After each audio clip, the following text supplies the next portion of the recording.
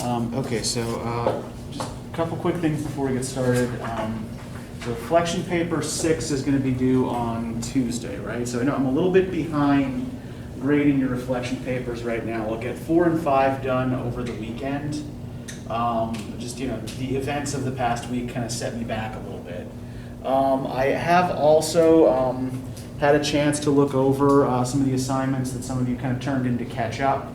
I apologize that feedback on those is going to be minimal just because of time constraints. But yeah, you will get sort of full and regular feedback for the coming reflection papers.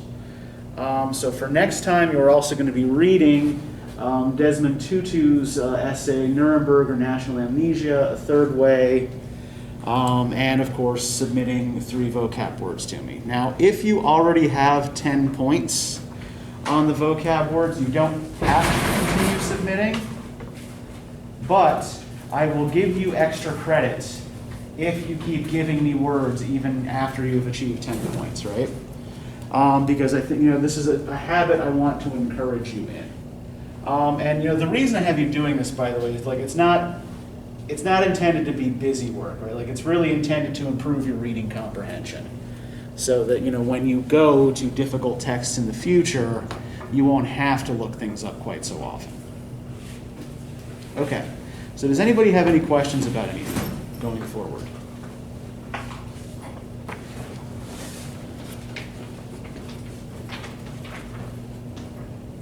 Okay, then let's talk about the paper assignment that I have passed out to you. Now, before anybody starts freaking out, right, the first component of this isn't due for a month, right? Now, that doesn't mean that you shouldn't be worried about this, but it does mean that it's not looming immediately, right? So you're going to produce a 2,000 to 3,000 word researched argument in stages again, right? We're not doing the whole thing at once. You're going to do an annotated bibliography, you're going to do a draft, and then you're going to do the final paper, right? The due dates for everything are on the next to last page. So when we get down to so the annotated bibliography is going to be due on the 2nd of December.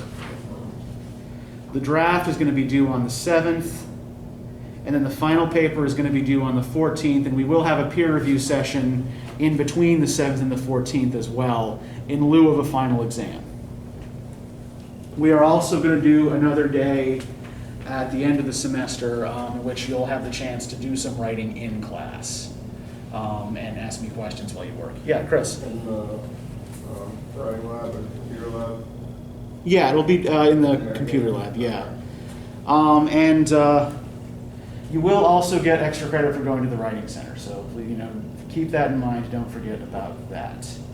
Okay, so have any of you done an annotated bibliography before? Do y'all know what that is?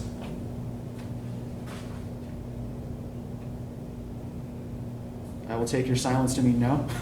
Oh, I read the... Okay, you read over the directions. Okay, so you have some idea of what I'm asking you to do. But yeah, I will also I'll give y'all a sample to work from as well, so you know what one is supposed to look like. But essentially, what you're going to do is, a basic works cited page. But after each citation, you're going to give me a paragraph that describes the source that you're using, right? And I want you to do this part first because I want you to do the research before you start writing the paper, right? Before you have a fully formed thesis idea, I want you to do some research and figure out what sorts of things other people say about this particular text before you start it on your own, right? Okay, so does anybody have any questions so far? So, on our works cited page, we're basically going to have, you said we have to have 5 scholarly sources? At least 5, no more than 7. Okay, and after each of those, we basically just wrote a paragraph explaining what those are, but those paragraphs don't count toward... No, because the annotated bibliography is a separate assignment, right? So you're not, the works cited page you give me at the end of your paper is just going to be a regular works cited page. This is something you're going to give me before you give me the paper, right? So if we turn to the second page here, we got some directions here for what I want y'all to do, right? So the first thing to note is that I want you only using scholarly peer-reviewed sources, right? Now, does everybody understand what I mean by peer-reviewed?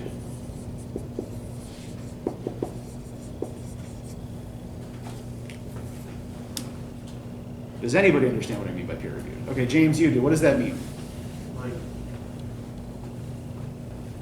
like if it's a scientist, their fellow scientists have read it and reviewed it. Yeah, exactly. So it's something that has been evaluated by experts before it was published, right?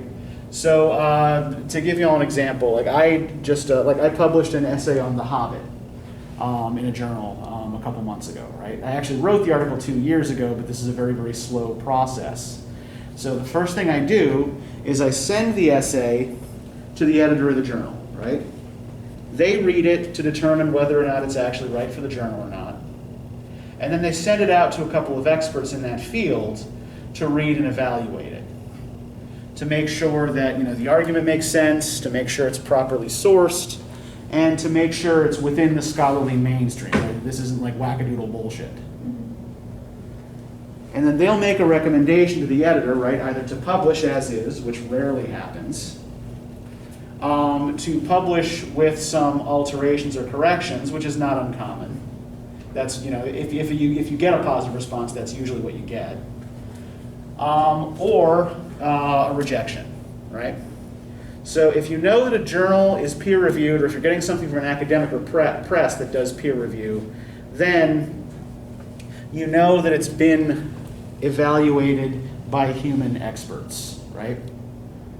And this is one of part of the point of this assignment is to get you comfortable with and familiar with scholarly sources, and to get you familiar with using the library resources, right? So I want you to do most of your research through the library, not online. Now you can actually use online resources from the library, right? What I don't want you doing is just doing a Google search and then using whatever the first things that come up are, right? Because for one thing, like Google isn't, the Google algorithm isn't a person, right? It's not a human expert with content knowledge, right? It's just a few lines of code. So, this also means no Wikipedia.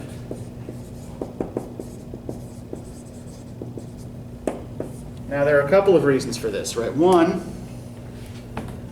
really the most important reason is that Wikipedia is just an encyclopedia, right? It's not an analytical source. So encyclopedias are fine for your 8th grade report where you have to list the primary exports of Bangladesh, right? But for the kind of work you're going to be expected to do in college, they're not usually adequate. The other problem with Wikipedia is that it's too easy for people to tinker with it, right? People can go in and edit articles in various unscrupulous ways. For example, the dumbest person I went to grad school with regarded himself as an expert in the British Romantic poets of the early 19th century. And so he would spend most of his free time going onto their Wikipedia pages and editing those pages to prove that none of them were ever gay at all, ever. Right? Which, one, is not true, and two, completely pointless, right? So the point I'm trying to make here is that Wikipedia is often populated by strange people with weird axes to grind, right? Who will edit articles in ways that suit particular personal agendas that they have. Now, oftentimes other people will catch it and fix it, right? But not always immediately and not always that quickly. Now, there is one thing that you can potentially get from Wikipedia if the article has no red flags on it, right? If there's no, the neutrality of this is disputed, or, this doesn't cite sources, that sort of thing, right? If you scroll down really to the end, not just of a Wikipedia article, but any encyclopedia article, what do you usually find? Sources. Yeah, you can find a list of better sources, right? So you can actually use these articles to find sources that you can then request through the library, right? And that's actually that's a good idea in general. One of the best ways to do research is once you've got a couple of sources, see what they're citing, right? Look at their footnotes, look at their endnotes, look at their bibliography, see which sources they used, and then go back and try to find those yourself, right? Especially if maybe you have 2 or 3 sources and you see that there's something else that everybody seems to cite, right? That means that that source everybody's citing is probably pretty important in that field. Okay, so any questions about the annotated bibliography part of this? Everybody good? Everybody more or less comfortable with this idea? Okay, and you will get credit on the annotated bibliography for each valid source that you give me, right? And what you're going to give me in each annotation is a brief description, in 5 sentences, a brief description of the argument the source is making, the credentials of the author, and the way you intend to use the source in your paper, right? Now, why do I care about the author's credentials? Why do I want you to check out the author's credentials? Is that to be legitimate? Yeah, you have to make sure that this is a responsible person who is actually qualified to write and speak on this particular topic, right? This is a question of ethos, right? The character of the speaker, the authority of the speaker. To give you an example of this, there is a history book that is often challenged it's commonly used in a lot of classrooms, but it's also commonly challenged by parents groups and by various political groups. It's called The People's History of the United States by Howard Zinn. Right? So it's a history book written from a kind of left populist perspective, right? Now, if you do a quick Google search on criticisms of Zinn's work, you will often find references to a woman who refers to herself as Mary Graybar, PhD.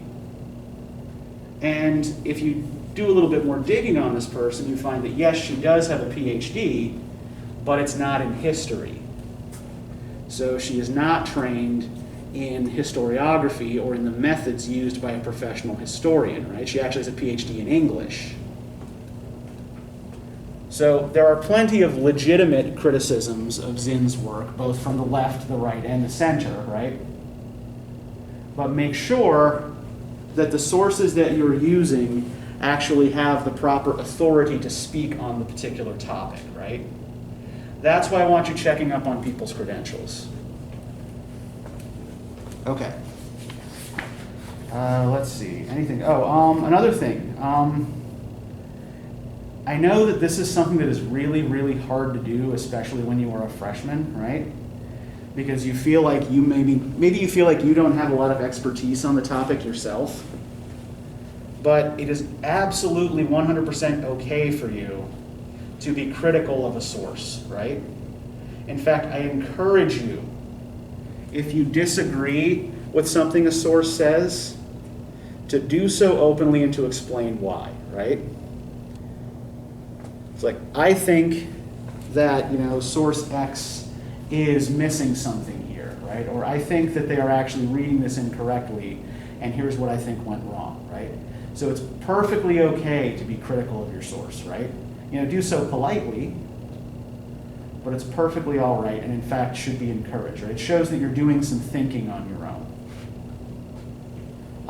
And last thing about the annotated bibliography, your primary source, that is the text that you are analyzing, does not count towards your 5 sources, right?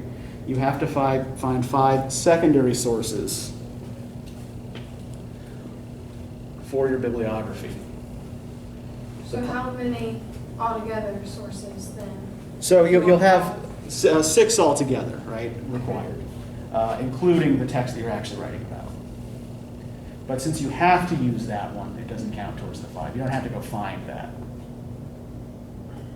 Okay, so we good on the research part of this? Everybody get it? Everybody with me? Okay, great. So the draft is going to work more or less the same way the draft did for paper 1, right? You're going to write 75% of the total length of the paper, which in this case will be at least 50. You're going to give me at least 1,500 words for the draft here. And it should represent your best attempt to complete the assignment by that point in history, right? By that point in the semester. Because if you give me a good draft, right, then that's less work that you will have to do for the final paper.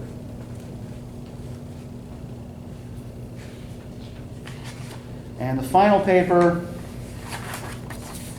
I've got all the guidelines for this at the end here. So, take some time, look all this over, and if and when you have questions, right, come talk to me about it. I'm happy to look over drafts with you before you turn things in, right? I'm happy to talk through questions with you over email, right? Whatever you need as you're working on the paper, I am happy to help, right? That's part of my job. It's what I'm here for.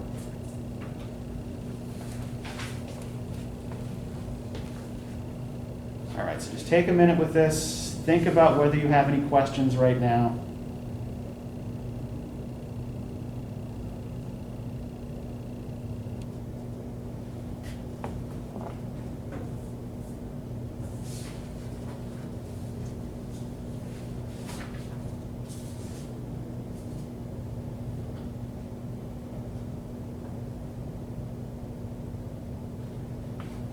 The basic point of this assignment is to get you comfortable with the conventions of academic researched writing.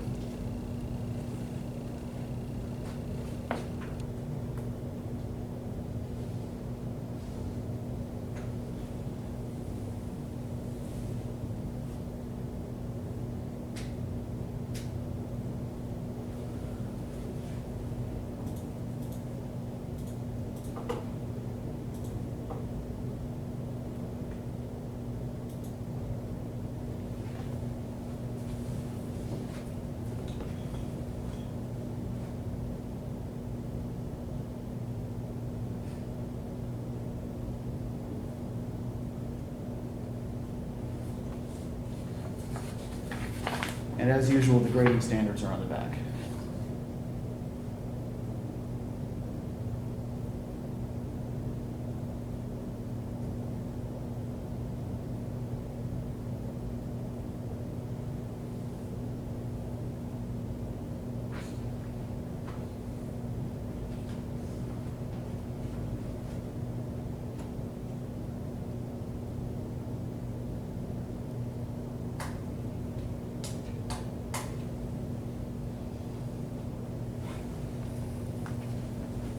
Oh, and while y'all are thinking about this, there's one more thing that I just want to quickly point out. I've noticed that some of you have a little bit of an issue in your papers with what I call floating quotes.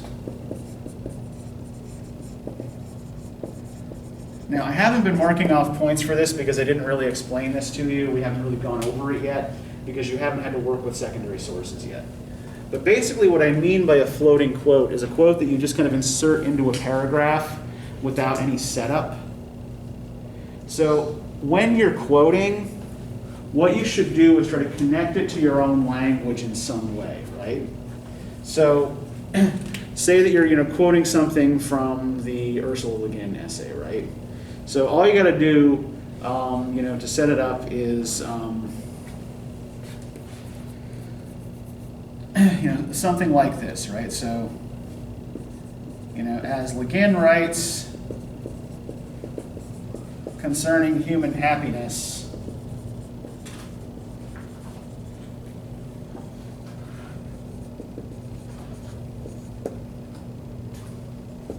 quotation mark, blah, right? And then, explain what you take the quote to mean, right? So in context,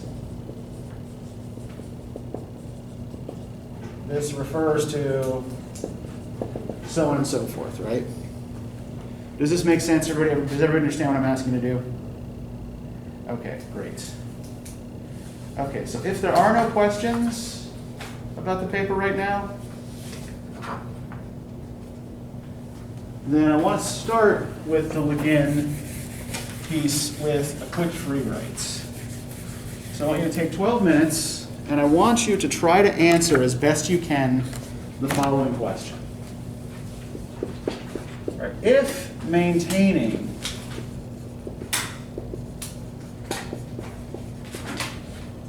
your perfect society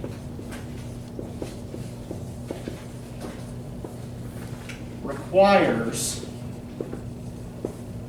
the constant, endless suffering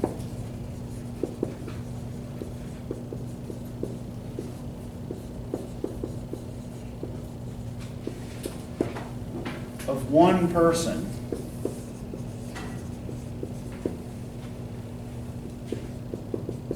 is it actually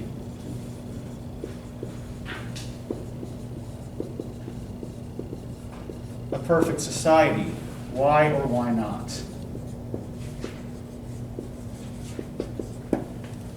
And don't worry too much about referencing Guin here. I want to know what you think.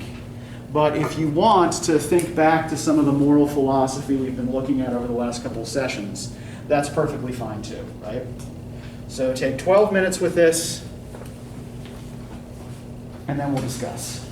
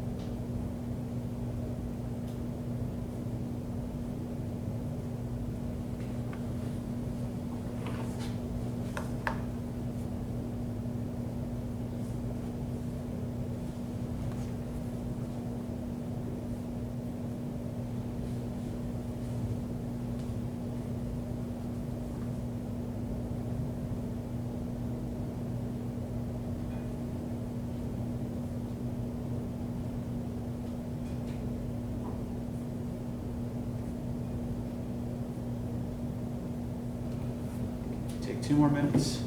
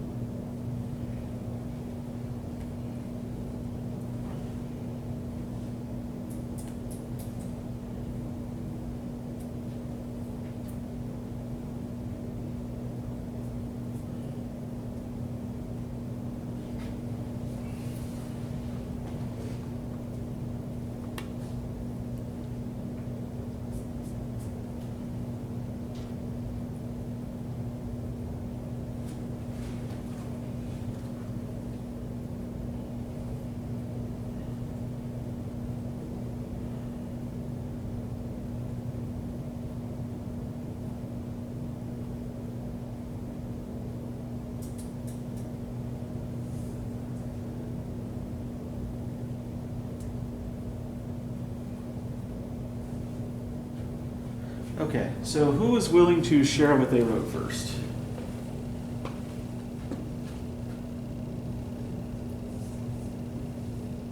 That eager, huh? All right, James, go ahead. I said, I think it is a perfect society because only one person is suffering. And then I said, depending on how this person defines suffering or whether they've known anything but their suffering, they may not be suffering. Okay. Also, if this is a society where the greater good is above all, then the suffering may be worth it. It is an honor to defend the perfect society, and I would say agreement within society is perfection. If everyone agrees to this, Okay. the society. Okay, so would it change your calculus at all if the person who has to endure the suffering is not a volunteer? Basically wasn't asked if they wanted to accept this. That's how I took it, is that they're just suffering, they didn't have to volunteer.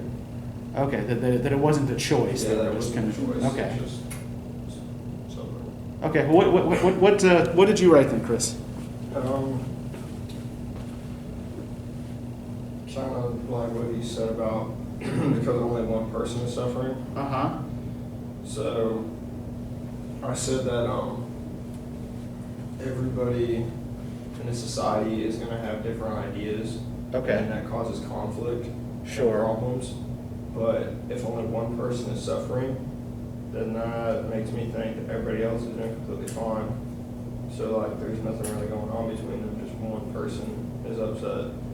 And then I went back to the book where at the end of it, it talks about people leaving the town. And I was talking about how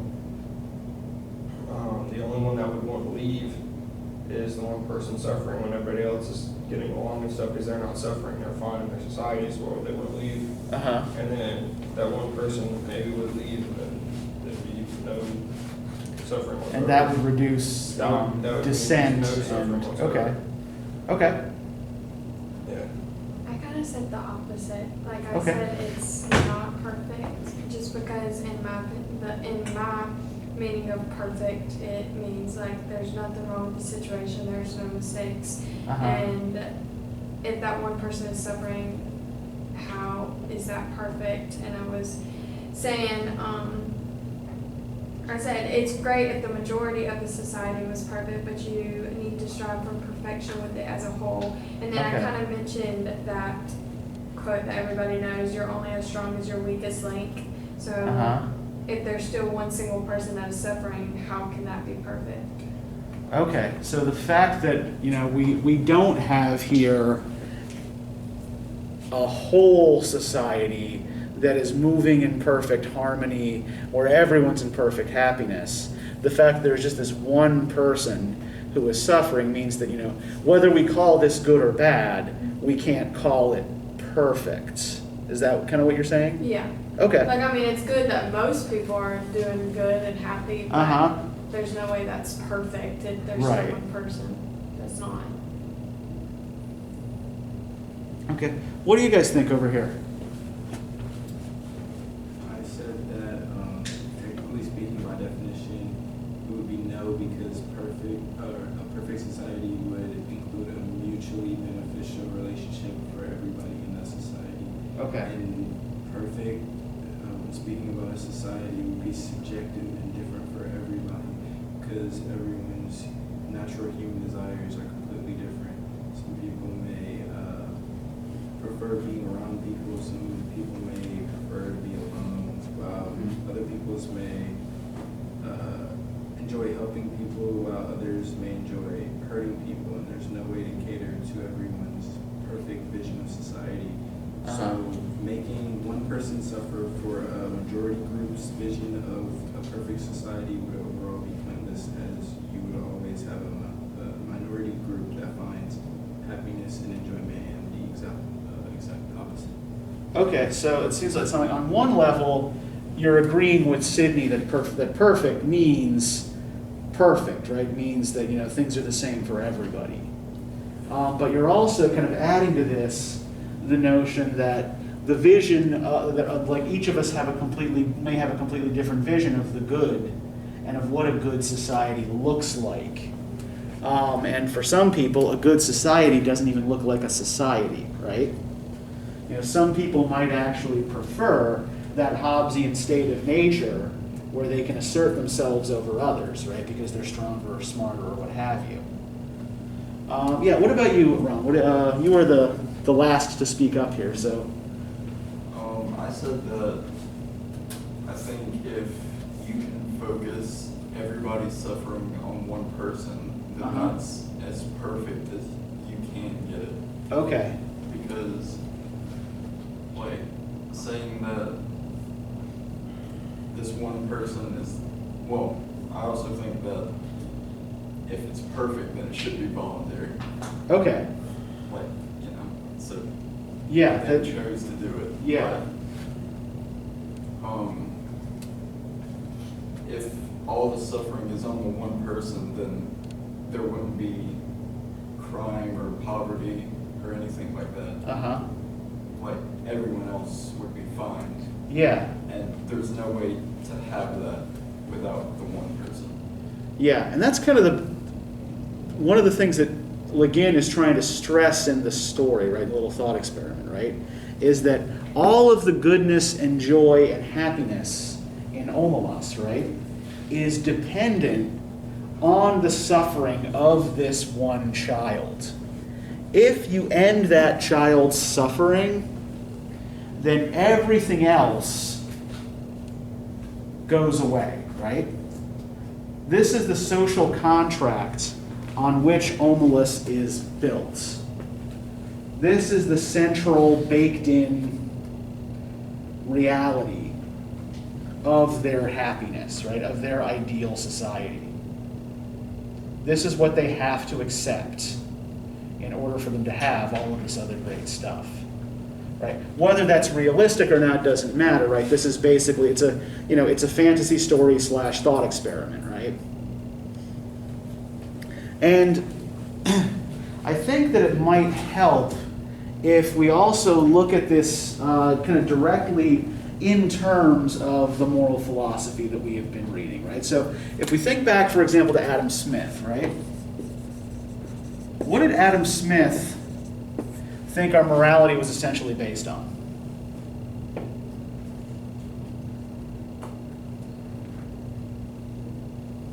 Where did Smith think we got our ideas of morality from? Nature. No. I think that's, Yeah. I think you're thinking back to Hobbes, right? But Hobbes thinks, Yeah, that's Hobbes. yeah, mhm.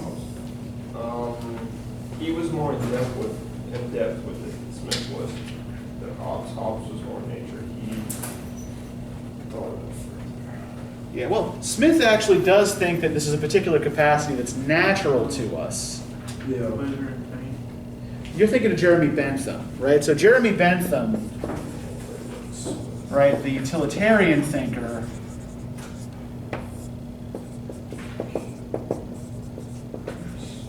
believed that we were motivated simply by desire for pleasure and fear of pain, Yeah, right? that's what it was. Yeah, Smith is all about sentiment, right? And about sympathy. Sympathy. Yeah.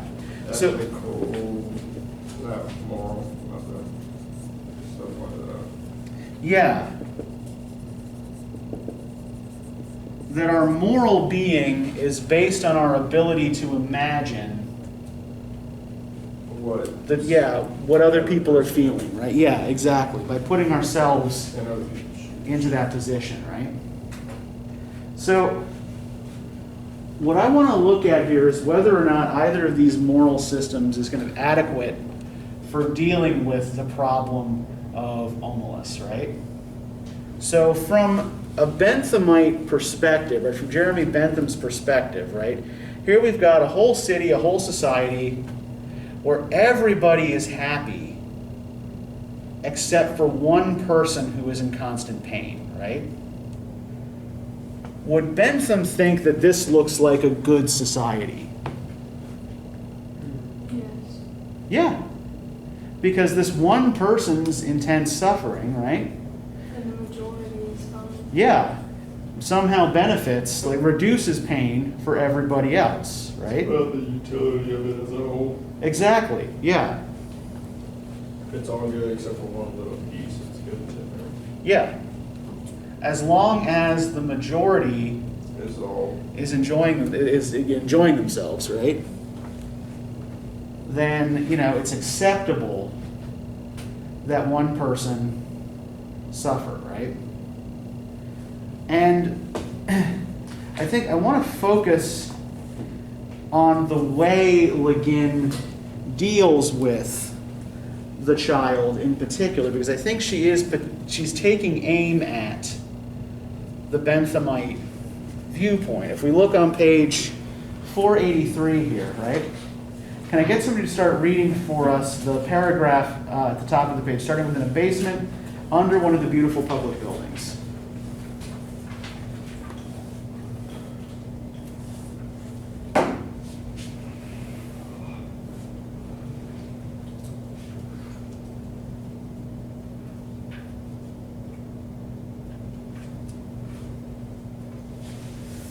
In a basement under one of the beautiful public buildings of Omelas, or perhaps in the cellar of one of its spacious private homes, there is a room.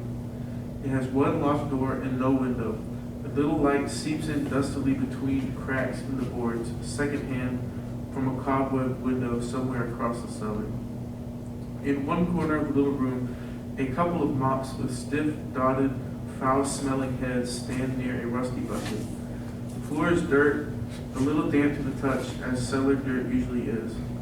The room is about 3 paces long and 2 wide, a mere broom closet or disused tool room. In the room, a child is sitting. It could be a boy or a girl. It looks about 6, but actually is nearly 10. It is feeble-minded.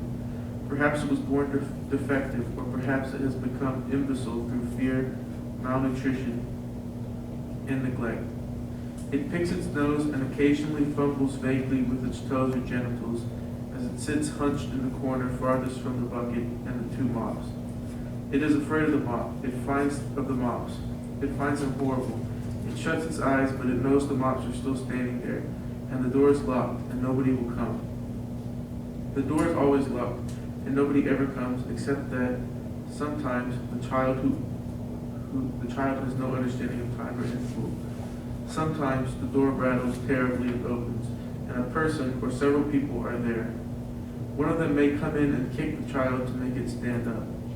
The others never come close, but peer in at it with frightened, disgusted eyes. The food bowl and the water jug are hastily filled. The door is locked, the eyes disappear. The people at the door never say anything. The child who has not always lived in the tool room and can remember sunlight, and his mother's voice sometimes speaks. I would be good, it says. Please let me out, I will be good. They never answer. The child used to scream for help at night and cry a good deal, but now it only makes a kind of whining ee-haw, ee-haw, and it speaks less and less often. It is so thin there are no calves to its legs. Its belly protrudes. It lives on a half bowl of cornmeal and grease a day. It is naked. Its buttocks and thighs are a mass of festered sores as it sits in its own excrement continually. Okay, thank you. So, what is Guin doing here with Bentham's pleasure-pain principle here? What does Bentham never really deal in when he talks about maximizing pleasure and reducing pain? Sympathy. Yeah, no real sympathy, right? And he never really puts anything into concrete specifics, right? He never actually gives you a specific illustration of the sort of thing that he's talking about. Everything is highly abstract, right?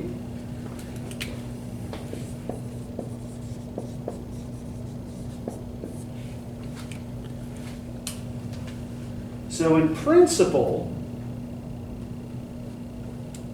it's often relatively easy to agree with the fairly simple argument that, well, yes, we should try to increase pleasure and reduce pain for the largest number of people, right? But he never really gives you a concrete example of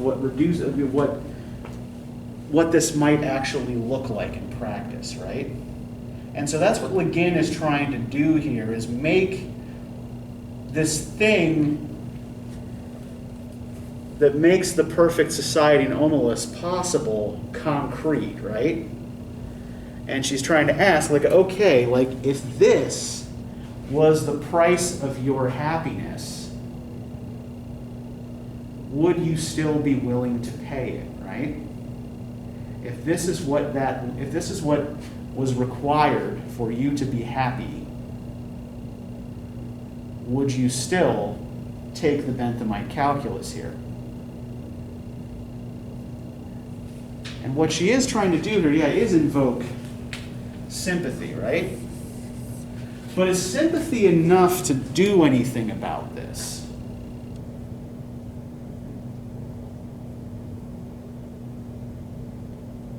I think that Smith's system is actually relevant here as well. But let's continue on the next couple of paragraphs. Can I get somebody to read the next two paragraphs for us, starting with "They all know it is there"? They all know it is there, all the people of Omelas. Some of them have come to see it, others are content merely to know it is there. They all know that it has to be there. Some of them understand why, and some do not, but they all understand that their happiness, the beauty of their city, the tenderness of their friendships, the health of their children, the wisdom of their scholars, the skill of their makers, even the abundance of their harvest, and the kindly breathers of their skies depend wholly on this child's abominable misery. Mm-hmm. This is usually explained to children when they are between 8 and 12, whenever they seem capable of understanding. The most of those who come to see the children are young people, though often enough an adult comes or comes back to see the child. No matter how well the matter has been explained to them, these young spectators are always shocked and sickened at the eight. They feel disgust, which they had thought themselves superior to. They feel anger, outrage, impotence, despite all the explanations. They would like to do something for the child, but there is nothing they can do. If the child were brought up into the sunlight out of the vile place, if it were cleaned and fed and comforted, that would be a good thing indeed. But if it were done in that day and hour, all the prosperity and beauty and delight of Omelas would wither and be destroyed. Those are the terms to exchange all the goodness and grace of every life in Omelas for that single small improvement, to throw away the happiness of thousands for the chance of the happiness of one. That would be to let guilt within the walls indeed. The terms are strict and absolute. There may not even be a kind word spoken to the child. So, the first thing I want to focus on here is this idea of guilt.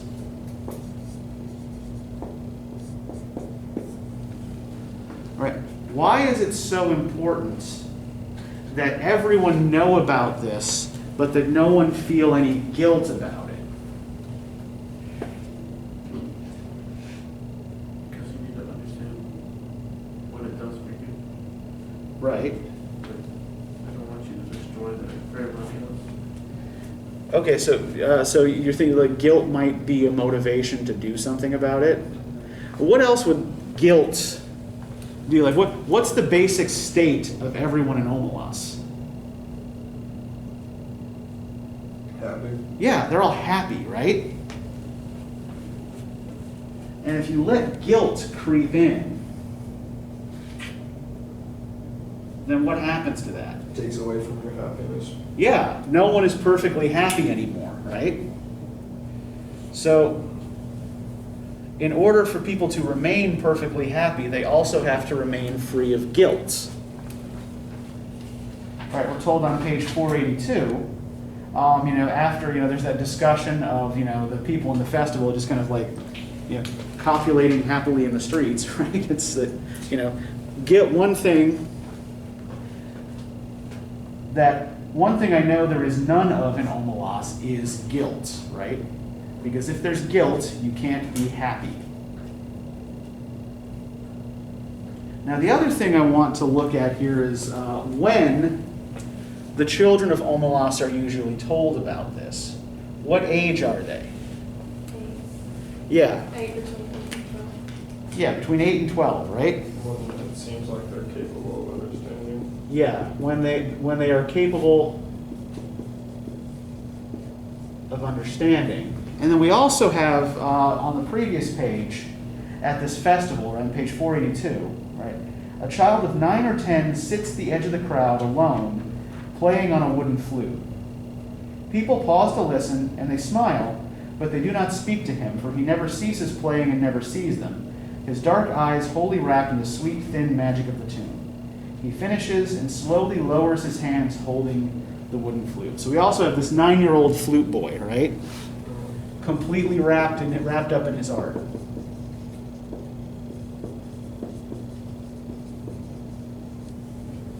Now, how old is the suffering child? She said, and he's merely 10, but he looks a lot younger. Yeah. It's close to 10, but looks to be about 6, right? Probably because So tiny. Yeah. Yeah, likely from malnourishment, right? Living on a... not moving Yeah. muscles or anything. No exercise, right? Muscle atrophy, yeah. Yeah. So children are usually introduced via this idea when they are themselves the same age as the child, right?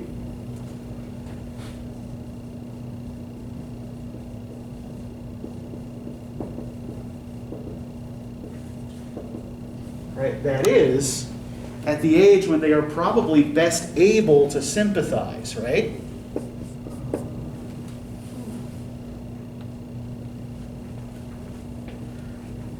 When they are best able to imaginatively place themselves into this situation. And I think that the juxtaposition of the suffering child of about 10 years old with the happy artistic child of about 10 years old is also intentional, right? That this one child's suffering makes this other child's art possible, right?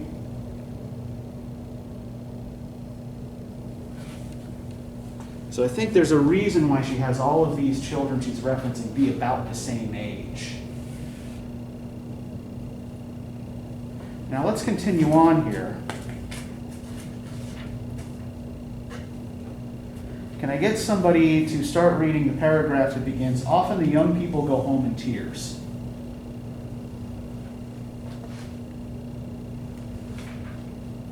on page 484.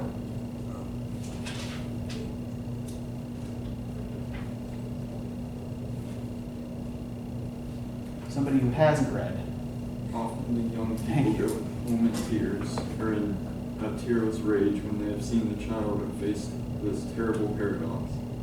They may brood over it for weeks or years, but as time goes on they realize that even if the child could be released, it would not get much good of its freedom. A little vague pleasure of warmth and food, no doubt, but a little more. It is too degraded and imbecile to know any real joy. It has been afraid too long ever to be free of fear.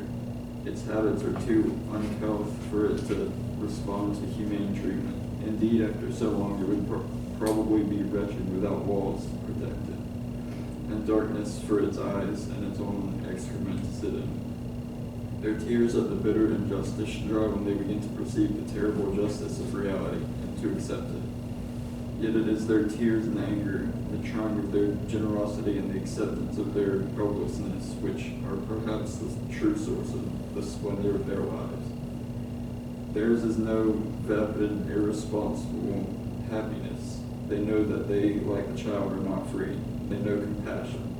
It is the existence of the child and their knowledge of its existence that makes possible the nobility of their architecture, the poignancy of their music, the profundity of their science. It is because of the child that they are so gentle with children. They know that if the wretched one were not there sniveling in the dark, the other one, the flute player, could make no joyful music as the young writers line up in their beauty for the race in the sunlight of the first morning of summer. Okay, so let's try to pick this apart again in terms of moral philosophy, right? So what's the process here that these young people go through as they try to work through their feelings regarding the child?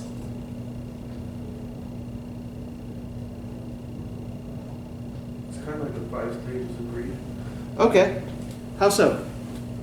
There's like, there's rage in there, Uh-huh. denial, Yeah, and then acceptance. yeah. It always ends with acceptance, right?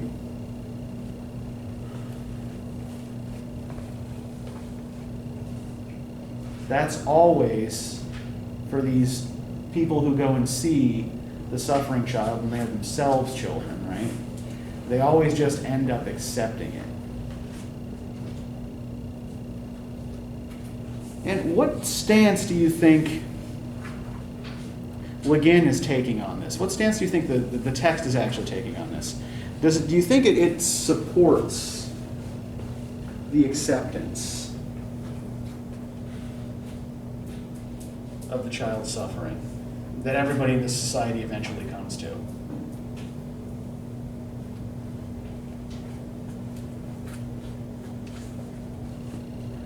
On the one hand, what do the people who go through this process learn?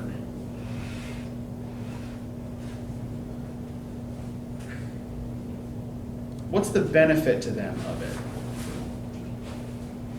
You mean what's the benefit of what they learned? Yeah, like how do they benefit intellectually or emotionally from it? Well, they learn their reality. Okay. Yeah, they maybe learn the limits of what an individual is capable of, right? Within a particular society, right? If this is the system as it's set up, right? What can you, one person, do to change that? And I think we can also think back to Smith's idea of sympathy, right? Who is sympathy always, like, who benefits ultimately from sympathy according to Smith's scheme? Is it a societal benefit or an individual benefit? Let's think back to, for example, the way he talks about how we project our feelings onto others. Right? Like, for example, he talks about how we sympathize with the dead, right? Is there any logical reason why we should sympathize with a dead person? Is there any logical reason why we should think that they are upset about being encased in the earth, looking up at nothing but dirt, like in the dark forever? So why do we sympathize with them? For us. Yeah, For because ourselves. exactly, because we're still projecting ourselves at this present moment into that coffin, right? And we're imagining how we would feel as we exist right now in that state. So sympathy, like part of the weakness of Smith's system, his idea, right? At least if you're talking about whole societies, is that it's focused entirely on our own individual perceptions and impressions, right?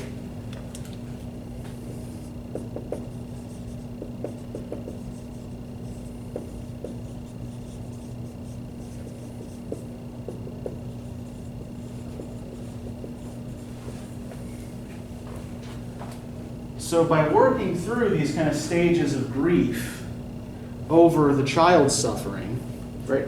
And by the way, does the child seem to understand what's happening to it or that its condition is permanent?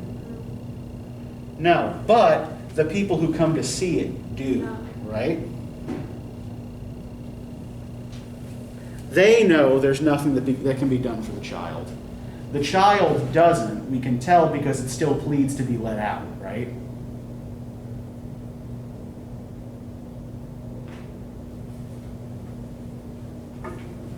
So their whole notion of communal perfection is based on this kind of knowledge of its opposite, right?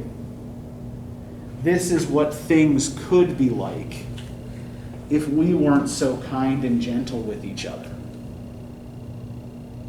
But that still doesn't help that kid in the room, right? Because understanding the suffering of that kid in the room is what allows everything else to function here.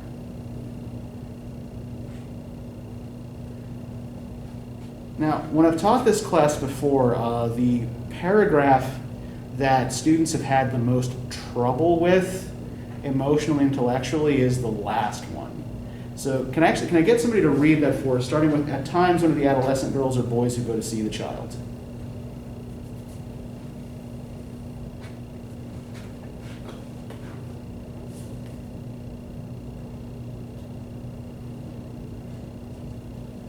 At times, one of the adolescent James. girls or boys who go to see the child does not go home to weep or rage, does not in fact go home at all. Sometimes also a man or woman much older falls silent for a day or two and then leaves home. These people go out into the street and walk down the street alone. They keep walking and walk straight out of the city of Omelas through the beautiful gates. They keep walking across the farmlands of Omelas. Each one goes alone, youth or girl, man or woman.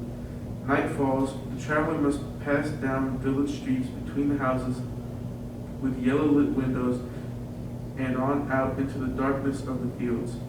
Each alone they go west or north towards the mountains. They go on. They leave Omelas. They walk ahead into the darkness and they do not come back. The place they go towards is a place even less imaginable to most of us than the city of happiness. I cannot describe it at all. It is possible that it does not exist.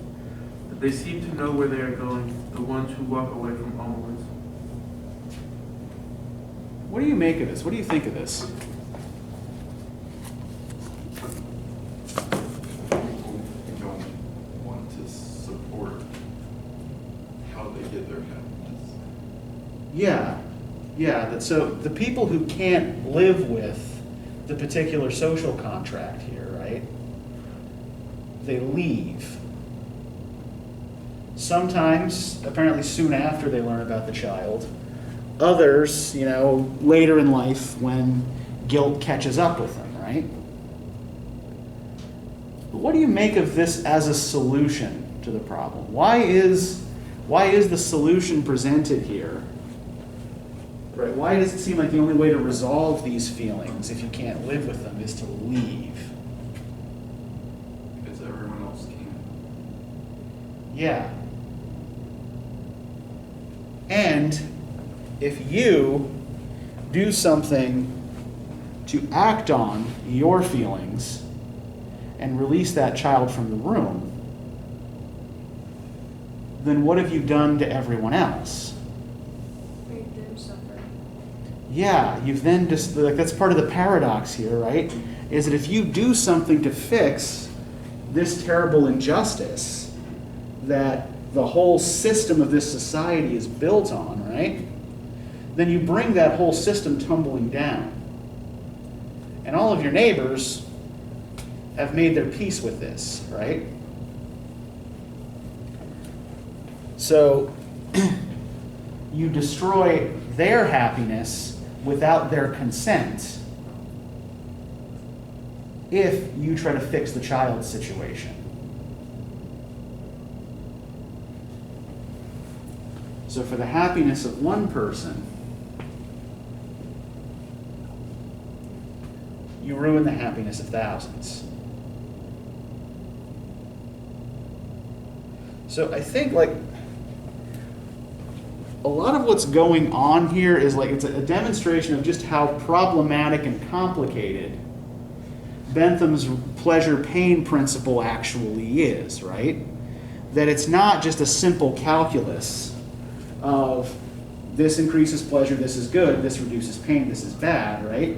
That it actually involves a lot of, like, if you actually apply this in a concrete situation, it involves a lot of moral and ethical trade-offs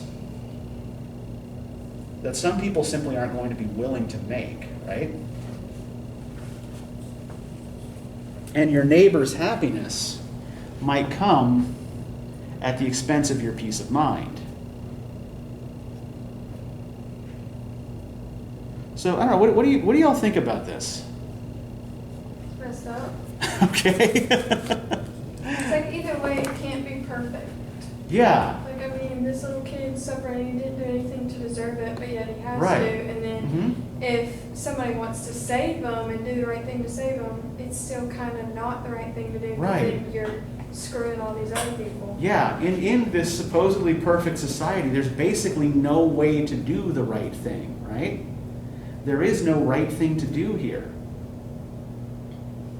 Whatever choice you make ends up being unjust. It's kind of like that one thing with the train coming and the tracks. The trolley problem, yeah.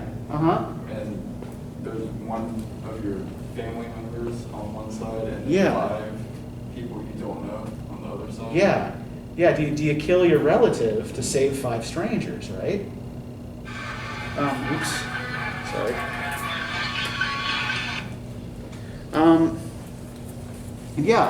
It's also, there's, these are also the terms in which a lot of late 18th century debates over slavery ended up arguing, right? So, for example, the British poet Samuel Taylor Coleridge, in his youth, was an advocate for abolition, and he gave a speech once to a relatively wealthy women's group, in which he reminded everybody sitting in that room that the sugar that sweetened the jam they were eating, that they were putting into their tea, was flavored with the blood of other human beings.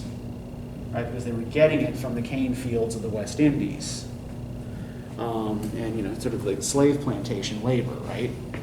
So the pleasures of their lives were bought kind of at the expense of making someone else miserable. And yeah, I think that Guin is kind of giving us a situation with no good way out, right? When you build a society on this kind of principle that somebody has to suffer in order for other things to be good, there's really no way to fix that. So, like, this is kind of on topic, but kind of off topic. Okay. If you were to use this, this one for, like, our research paper we have to do, Uh-huh. how would you argue it? Because, like, unless you just agree with it. But if you don't agree with it, Okay. what are you supposed to say is the solution? I mean, I guess you could say how they Mhm. did, how she did leave, but I mean, that doesn't Yeah. really go anywhere in my head. Yeah, and I think that's the problem that a lot of students have had with this, historically since I started teaching it, is that the solution it offers just doesn't feel like a solution, right? And I think that that's part of the point here, is that when you build a society on this basis, right, there is no solution, right? There isn't really a way that you can fix it without destroying the whole society. I think that maybe that the option to walk out is a way of sharing the child's pain. Okay. Just, because she says it's a horrible place, where he is a horrible place. Yeah. So maybe you're alone. Yeah. Like the child. Yeah, and you're alone like you go alone like the child, and you're going off into the darkness, right? And the child lives in darkness. Yeah. And in fact, it may be worse because you understand what you're doing. Right. Compared to the child. Right, whereas the child doesn't fully understand. Like, it has a memory that things weren't always like this, right? Because if it didn't, it wouldn't be suffering. But yeah, but it doesn't. But it still thinks that things might get better. It doesn't fully understand what's happened to it. Except you know that things won't get better. Yeah. All right. This one messes with my head. Yeah. And it's supposed to. I mean, this is supposed to, like, the whole point of this is to put you in a difficult and terrible moral position, right? And try to think your way through it. And yeah,